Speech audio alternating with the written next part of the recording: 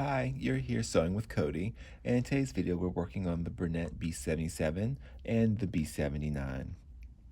So in this video we're going to be talking about pattern repeat and pattern extend. So this is a really neat function, especially pattern extend.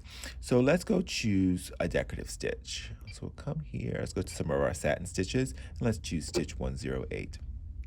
So with stitch 10, it's telling us we need to make sure we're using foot JK, and I've got that foot on the machine already. And the stitch foot JK allows for us to do those satin stitches so it doesn't get caught on the foot, so it doesn't hold back.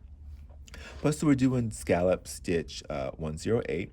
So what we can do, just say if we want to do a couple of these stitches. So let's say if we want to just stitch out 3 stitches. And that's it. So we can come to our eye, which gives us more information, more icons. So we can come to pattern repeat, which is this one. We can come here, or we can click it, say, 3 times. And we'll see that little 3 appear here. So what that would do is when we start stitching, it's going to stitch only 3 of those scallops. And then it's going to stop. And you'll see it count down. Got 1 stitch left, and it stops all by itself and ties it off. And we can use the automatic thread cutter icon. So we can see here, we can see those 3 scallops displayed right there. And we just told it how many we wanted initially, and it automatically stitched those 3 with us applying pressure to the foot pedal, and it stopped all by itself. So now there's another side to this. It's pattern extend, which is this one. This one's really neat. So some stitches, you're limited on how big you can make them, obviously. So like if we wanted to make this pattern longer, what it's doing, you can see here, it's just extending and just stretching it out. But let's see if we want to make it bigger, but keep those proportions. Kind of like what we do in embroidery, where we make a design bigger, it will then fill in with more thread to keep it from just looking stretched out. We need that density to stay the same.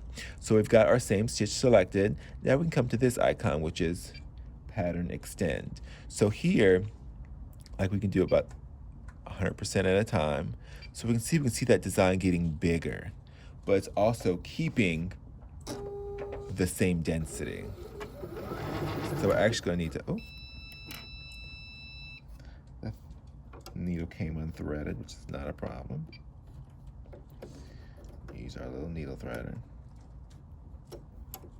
All right. So let's do pattern. We just learned about this. Pattern begin. So we make sure we start from the beginning. Another use for pattern begin is if your needle comes unthreaded.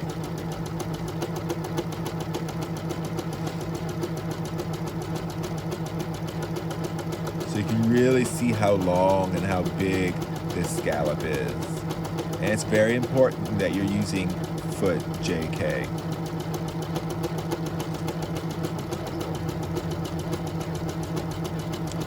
So we can click our pattern end.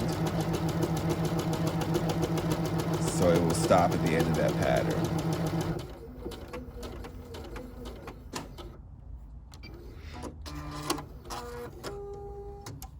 So here are those 2 scallops. So you can see the density is beautiful. It's not stretched out or anything, but we have 2 elongated or extended patterns. And we can do this with just about every stitch we've got. Some stitches may have more restrictions than others. So for instance, if you can't use that function for that particular stitch, it's not available. So we can do pattern repeat, but this particular stitch on this particular machine does not allow us to do pattern extend. And this is one of the features and what makes a Bernina different from the bernettes is like the Bernina, you can alter every single stitch. With the bernettes, you do have some restrictions, and you can see those restrictions as you play with them a little bit more. But that's how you work pattern repeat and pattern extend. Super easy and a great way to get a bigger design, but not have it look stretched out. Or have multiple designs and have that number preset before you ever start stitching with pattern repeat. All right, hopefully this answers any of your questions, and happy sewing.